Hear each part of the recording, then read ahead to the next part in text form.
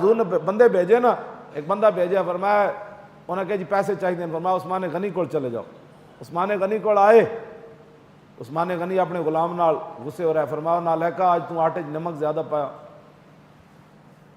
وہ بندہ کہنے لگا جڑے آٹے نمک تے لڑ رہا انہیں مینوں کی دینا۔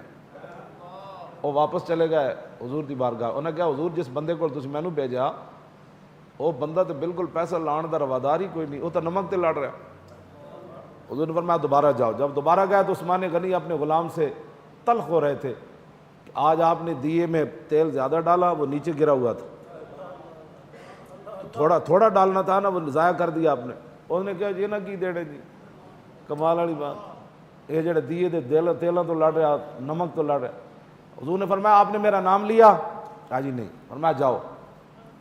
تیسری باری گیا تو عثمان غنی سمجھ گیا بھئی یہ مڑ آ رہا ہے، انہوں کوئی ضرورت ہے۔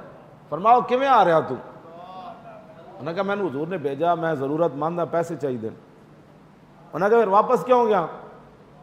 جب حضور نے بھیجا تھا تو آپ نے مجھے بتایا نہیں۔ انہوں نے کہا جی آپ لڑ رہے تھے نمک سے اور تیل سے، تو میں اس لیے۔ پتہ ہے عثمان غنی کی فرمایا؟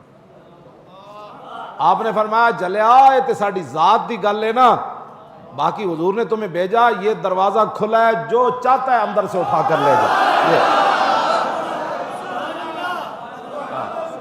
نہ ہوتے ساڑی ذات دا مسئلہ ہے، تو جلیا، باقی حضور کے لیے تو عثمان بھی حاضر ہے، ساری چیزیں عثمان کا سارا کچھ حاضر ہے۔